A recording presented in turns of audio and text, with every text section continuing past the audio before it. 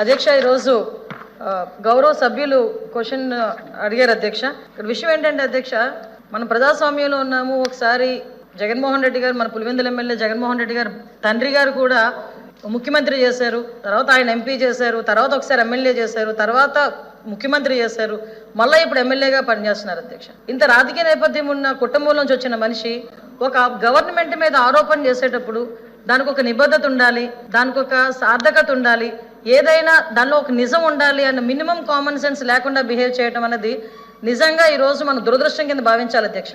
ఎందుకంటే ఈరోజు రాజకీయాలు ఉంటాయి, రాజకీయాలు తర్వాత పోతాయి, తర్వాత విషయం అధ్యక్ష. కానీ 45 రోజుల వ్యవధిలో ఈ గవర్నమెంట్, ఎన్డీఏ గవర్నమెంట్ వచ్చిన తర్వాత 36 హత్యలు జరిగినాయి ఒకసారి, 31 ఒకసారి, లేదు అనుకుంటే ఢిల్లీ గవర్నర్ గారికి ఇచ్చిన రిపోర్ట్లో 30 అని ఒకసారి.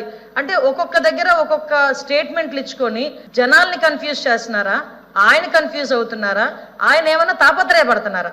అంటే ఎంత తొందరగా 36 హత్యలు జరిగినాయని నేషనల్ మీడియా అడిగిన తర్వాత ఢిల్లీలో ఉన్నప్పుడు ఆ 36కి సంబంధించిన లిస్ట్ ఇవ్వండి అని చెప్పి అక్కడ మీడియా వాళ్ళు అడిగితే ప్రశ్నకి దాటేసేసారు, ఆన్సర్ చేయకుండా పక్కకి వెళ్ళిపోయారు.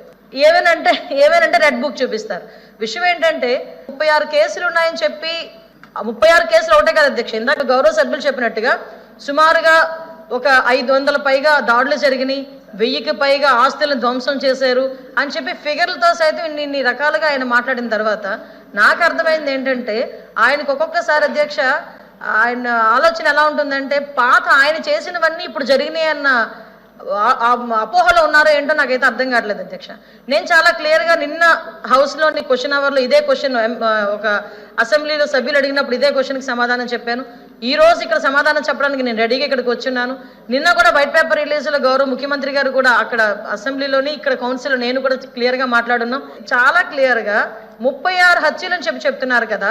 గవర్నర్ గారికి మీరు 31 రాశారనుకోండి, పోనీ 31 దాని మీదే మేము ఆగుతాం. ఆ 31 మంది ఎవరున్నారు, ఏ ప్లేస్లో ఎవరు చంపారు, పోనీ ఎవరు చచ్చిపోయారో మీ నాయకులు ఒకసారి మాకు లిస్ట్ ఇవ్వండి. అవి రాజకీయ హత్యలని మాట్లాడుతున్నారు కదా, ఆ లిస్ట్ ఇవ్వండి, మేము దాని మీద చర్యలు తీసుకుంటామని చెప్పి స్ట్రైట్ అవే హోమ్ డిపార్ట్మెంట్ తరఫున నేను అక్కడ చంద్రబాబు నాయుడు గారు గవర్నమెంట్ తరఫున మేమందరం సిద్ధంగా ఉన్నామంటే ఈ రోజుకి ఎందుకు అధ్యక్ష నేమ్స్ ఇవ్వలేకపోతున్నారు? ఎక్కడ దాడులు జరిగినాయి అని చెప్తే ఎందుకు అధ్యక్ష ఆ దాడులు జరిగిన ప్లేస్ చెప్పమనండి.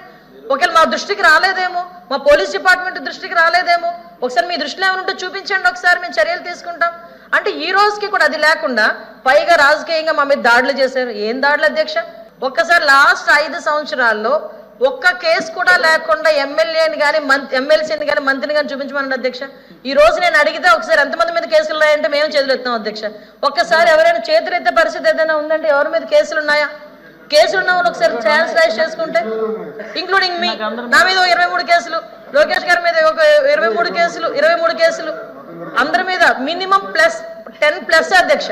అంటే ఇన్ని కేసులు మా మీద పెట్టి ఈ రోజు మేము ఏదో వాళ్ళ మీద కేసులు పెట్టామని చెప్పి తిరిగి మా మీద క్వశ్చన్ చేయడం అధ్యక్ష. మీ మీద కూడా ఉన్నాయా సార్ కేసులు? వాళ్ళ మీద కూడా ఉన్నాయి అధ్యక్ష. ఓ పని చేస్తాను అధ్యక్ష, ఇంకొకటి మా సభ్యులు కూడా సలహా ఇచ్చారు ఈరోజు, ఎక్కడ ఫీల్డ్ విజిట్కి వెళ్దాం అధ్యక్ష, ఎక్కడ ఏం జరిగినాయి అన్న దానికి పులివెందుల ఎమ్మెల్యే గారిని రమ్మనండి, ఫీల్డ్ విజిట్ కూడా మేము వెళ్తాం.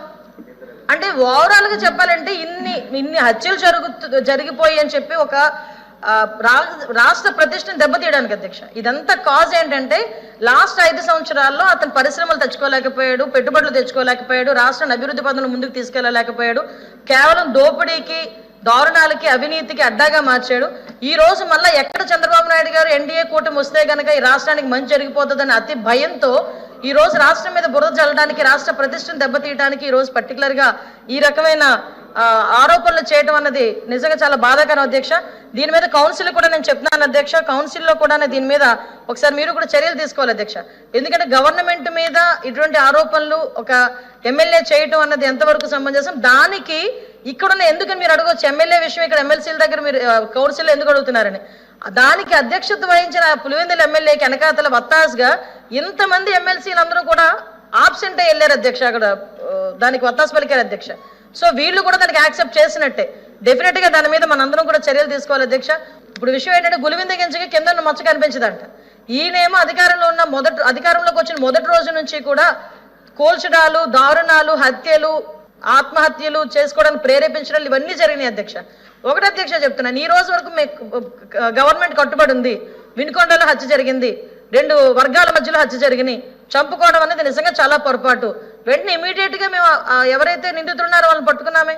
ఎక్కడైతే అబ్యూజెస్ ఎక్కడైతే జరుగుతున్నాయో, చిన్నపిల్లల మీద ఎక్కడైతే అత్యాచారాలు జరుగుతున్నాయో, ఎక్కడైనా ఎటువంటి ఇబ్బందులు ఎదుర్కొన్న వెంటనే ఇమీడియట్గా ఈ రోజుకి కూడా రిమాండ్లో ఉన్నారే, ప్రతి ఒక్కరు కూడా రిమాండ్లో ఉన్నారే. మేము ఎవరిని ఉదాసీనంగా వదిలేలేదే. మీకు ఎగ్జాంపుల్ చెప్తాను అధ్యక్ష, ఇక్కడే గంజాయి మత్తుల్లో తాడేపల్లి ఇంటికి, పులివెందుల ఎమ్మెల్యే గారి ఇంటికి అతి దగ్గరలో ఒక గ్యాంగ్ రేప్ జరిగితే ఈ రోజుకి కూడా వెంకటరెడ్డి అనే వ్యక్తిని ఈ రోజుకి కూడా పట్టుకోలేకపోయారు అధ్యక్ష. దిశ పోలీస్ స్టేషన్ ఎదురుగా, దిశ పోలీస్ స్టేషన్ ఓపెనింగ్ రోజే సార్ చెప్పాలి సార్, ఎందుకంటే జరగకుండా చూడండి సార్. సార్ పట్టుకోవడం కాదు, జరగకుండా చూడండి సార్. నేను చెప్పేది లాస్ట్ చెప్తున్నాను సార్. జరగకుండా చూడండి సార్. జరగకుండా పట్టుకున్నామంటే అలా జరుగుతా ఉంటే పట్టుకుంటే కాదు కదా. మీరు అన్నది కరెక్ట్, జరగకుండా చూడండి. మీరు అన్నది కరెక్టే అధ్యక్ష. ఇప్పుడు విషయం ఏంటంటే ఒక నిమిషం సార్. జరగకుండా చూడడానికి పోలీసులను బలోపేతం చేయాలి సార్. పోలీసులు బలోపేతం చేయడానికి ఈరోజు పరిస్థితి వ్యవస్థలు ఎలా ఉన్నాయి సార్? ఈరోజు పోలీసులకి కనీసం మినిమం ఫెసిలిటీస్ అయినా మనం 5 సంవత్సరాలు ఇవ్వగలిగారా? ఏ రకంగా పట్టుకుంటారు సార్ పోలీసులు మాత్రం? మాట్లాడితే రాష్ట్ర ప్రదేశం దెబ్బతీయడానికి, రాష్ట్రంలో ఎక్కడ ధర్నా పెట్టకుండా ఏకంగా ఢిల్లీలో కూర్చొని తప్పుడు సమాచారం అక్కడున్న వాళ్ళ మీడియాకి, అక్కడున్న పెద్దలకి, ఢిల్లీ పెద్దలకి ఇవ్వటానికి ఈ ప్రయత్నం అంతా మానుకోవాలి. ఏదైనా ఉంటే చర్చకి రండి. మళ్ళీ చెప్తున్నా, ఇక్కడున్న ఎమ్మెల్సీలను కూడా మళ్ళీ అడుగుతున్నా, మళ్ళీ రండి ఒకసారి. వచ్చిన తర్వాత చర్చకి రండి. డెఫినెట్గా మేము వాళ్ళతో చర్చకి కూర్చుంటాం. వాస్తవాలను ప్రజలకు తెలియజెప్దామని మీ ద్వారా తెలియజెప్పుకుంటున్నాను అధ్యక్ష.